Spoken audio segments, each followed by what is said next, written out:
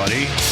Sam Goodman, really fucking scary stories. How are you doing today? Things are going absolutely amazing on my end. I hope that things are going great for you wherever you find yourself in this crazy, wild, creepy, and macabre world. We're coming to you from the sunny and the beautiful downtown Phoenix, Arizona, from the Pale Horse Media Co. studios. And before we get into today's episode, do me a favor, head over to www.palehorsemedia.co. Check out this podcast. Check out all the other ones that we've got cooking over there, like the Hot Nerd Podcast and Hey Y'all with Sam Goodman. And if you really love the show and you want to show just how much you love the show, so if you love the show and you want to show how much you love the show, check out the merch store. We've got some awesome t-shirts, awesome hats, awesome merch from all of the aforementioned podcasts. We've just got cool stuff, and I share with you all the time that I'm a nerd for t-shirt quality. I'm a nerd for the quality of hats, the way crap fits. It's just who I am. I just hate always having to be like tugging at t-shirts to try to like stretch them into like fitting right, and then they get like too stretched out, and then it's like a thing, and then you wash it, and then you dry it, and then it shrinks up, and then it's just like not good. So I've tried out all of ours, and they all seem to be pretty good. So I guess what I'm saying is that they're high quality merch. So if you want to show your love and you want to get like a really good quality soft t-shirt or really well-fitting hat out of the whole thing, you can do that over at Pale Horse Media. But if you want to support the show and you don't want to drop any dough, and I get that, trust me, I get that.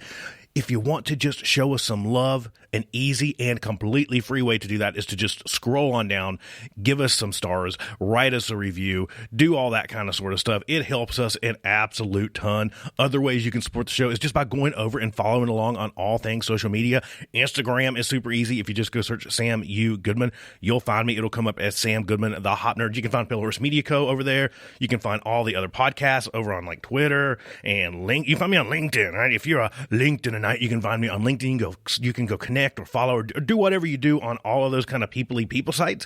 We're pretty much on any site where people are doing people-y things. So there you go. Just go follow along. Do that kind of sort of stuff. Tell your friends, tell your family about us, tell your frenemies about us, just by mentioning this in a conversation, making sure that you're subscribed, giving us a review. And then if you want a shirt, picking up a shirt or something cool like that, all of that stuff helps us way more than you can even imagine. We are so super duper duper thankful. It just blows my mind to see the level of support that we get for all the shows. So I'm just thankful. I guess that's where I'm landing. I'm just saying thank you all. I mean, it's amazing to me how big of a community, a small big community that we have created around this stuff, whether it's really fucking scary stories or the Hot Nerd Podcast, or hey, it's just awesome. So thank you for all of your love, all of your support. Thank you for everything that you do to keep this really weird, creepy show going. And with that being said, we're going to jump into today's episode, and we're going to talk about the real life story behind Chucky.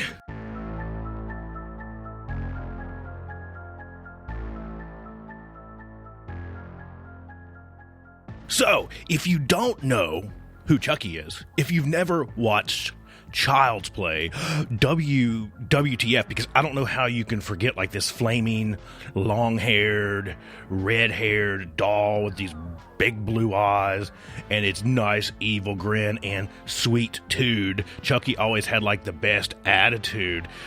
Just fucking insane. So when you're a kid watching these, like I was, you're like, what the fuck, right? That's where you quickly find yourself between like, okay, I'm throwing out the dolls, like I'm throwing out the G.I. Joes. I'm like, okay, pass. Like I'm if these things can fucking come to life, I am absolutely done. And when you first watch these, you're like, oh, total work of fiction.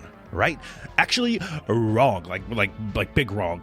It turns out that Chucky is actually based on a haunted real-life doll, and if you have ever followed along with any type of paranormal show, if you're into anything like Ghost Adventures, like I'm a Ghost Adventures nerd, that's kind of my fave, or if you just dig into anything paranormal, you probably eventually come across this doll. Meet Robert the Doll.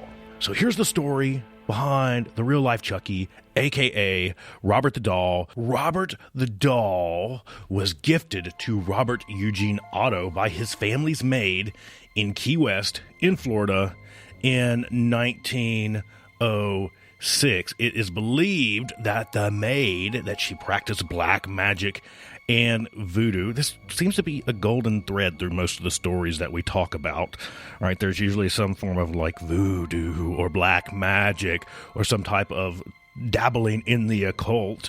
But it's basically believed that she put a curse on the doll before handing it over to Robert Eugene Otto because she was unhappy. Robert the doll stood about 40 inches tall. He was dressed in a sailor suit.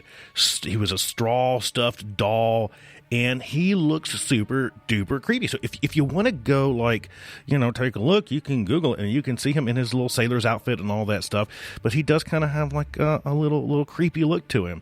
Legend has it that young Robert, who went by the name Gene, was immediately drawn to his new companion, naming him Robert after himself. He would take the doll basically everywhere. He would take it to the family dinner table. He would take it out and about in the town. If he was going to play upstairs, Robert the doll was going with him. They were just attached at the hip.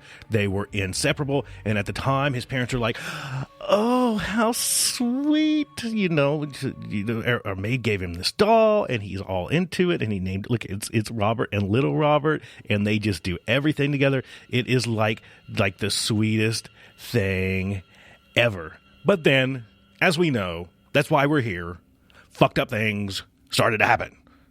Gene's parents heard a deep, unfamiliar voice and a creepy giggle coming from Gene's bedroom.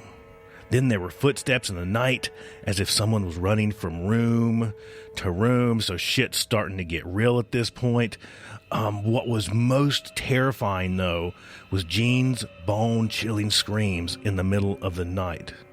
Whenever his parents heard him, they'd rush into his room, only to find him hiding under his blankets. His belongings and furniture were just thrown all over the place, like his room had been trashed. And when asked, Gene would always say, Robert did it. He would cry over and over that Robert did it. The unexplained events drove many of the housekeeping staff to leave, and as word of the haunted doll spread, the Otto family struggled to find replacements for them. People were too terrified to come in the house. Neighbors reported seeing a strange boy inside the house when the rest of the family was out.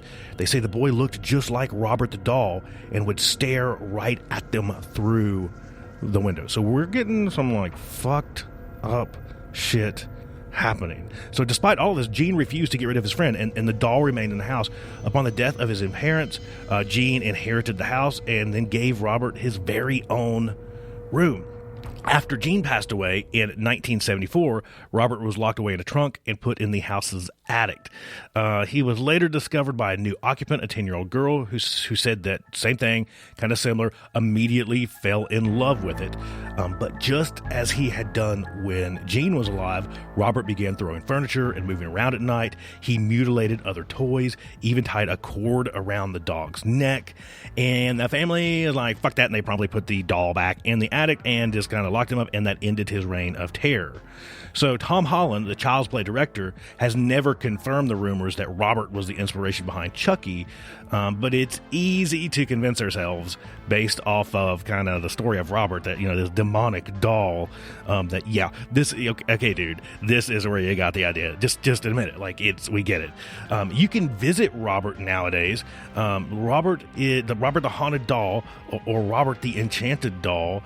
You can visit him at a museum in Key West, where he is on display behind layers and layers and layers of safety glass, and he is a popular fixture that has attracted people from all around the world.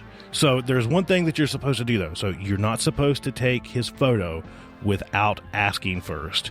He seems to be a bit camera shy and has lashed out at those who do not ask permission first. And you can find, there's all of these apology letters on the walls of the home, right? So in this place where Robert's at, they put all these apology letters up for folks that have taken his picture, and then not so great things have happened, and they're like, Robert, I'm sorry, I did not mean for this to be like a thing, I should have asked, I'm sorry, please forgive me, leave me alone, stop paranormally haunting me, paranormally pursuing me, whatever this is. So could you just imagine like being in that situation, like, oh, I'll just snap a quick pic, this is cool, creepy doll, and then shit starts happening in your life. Here's one of the letters. One person wrote this apology letter. Dear Robert, I wanted to express my deepest regret for the things I said while I was visiting you, along with taking pictures without asking. Before meeting you, my life was going along okay. Since meeting you, life has gotten very hard for me. I would very much appreciate it if you release me from the curse that you have on me so I can get on with my life. Thank you so much.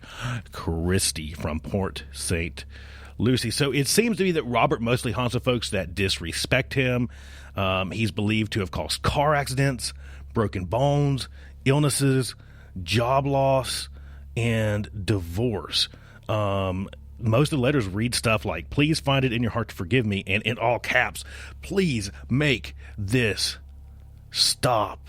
So just fucking crazy, right? Just, fucking crazy. And going back into some of the Robert the Doll kind of Gene story, even like how Gene started going by Gene is really kind of fucking creepy. Because again, his name is Robert Eugene Otto. And of course, Robert named Robert the Doll after himself. And one day he's like, hey, Mom, call me fucking Gene. Gene's like sweet and cool. And she's like, why? And his ultimate response was, well, duh, because Robert said so.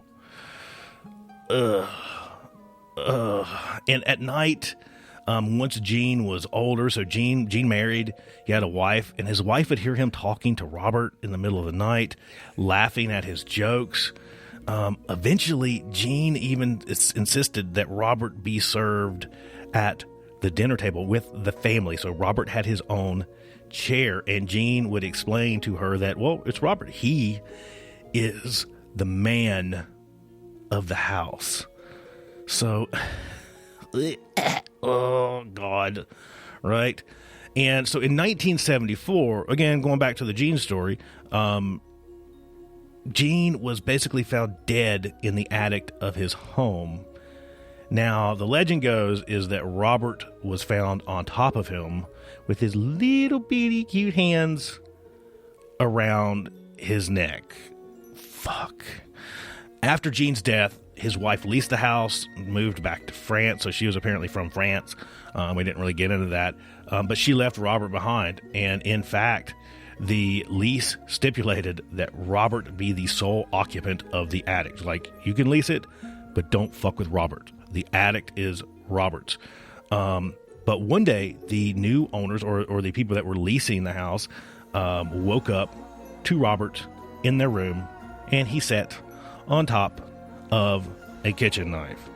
So, oh my God, could you just imagine? Could you imagine? So first off, if I'm getting a lease, so if I'm signing a lease, and it's like, hey, listen, the attic's Robert's, and I'm like, who the fuck's Robert? And like, well, Robert is a doll, haunted doll that lives in the attic, and don't fuck with Robert and leave. Just don't touch the attic. I think I'd be like, okay, pass, hard pass, and I'm going to go somewhere else. There's lots of other houses without haunted dolls. But then to convince yourself, for whatever reason, right, let's just say like me, super skeptical, I'm like, okay, whatever. And then you wake up and you're like, okay, there's the haunted doll that was locked in a trunk in the attic that we've never been in, and now he's sitting on top of a fucking butcher knife. Okay, yeah. So the real thing here gets to, and let's pause and recap. So we go back. Robert the Doll, inspiration for the real-life Chucky movie. Robert the Doll, possessed doll, demon doll, something like that, right? Whatever you want to call it. Gene, Robert have an interesting relationship over the years where eventually even Robert is seated at the dinner table. He hangs out with Robert in the middle of the night, just chatting with him, all that kind of sort of wild and wacky stuff. Then he's found dead, 1974. He's dead with Robert the Doll on top of him, hands around him. And then there's all, from his death onward, there's all these other crazy experiences with him, even continuing on today to folks that maybe disrespect Robert or folks that take pictures without asking. And then bad stuff happens. Like there's all kinds of hearsay of stories out there of folks like going and like saying not so nice things to Robert, leaving, getting into car crashes, people looking at Robert, having heart attacks.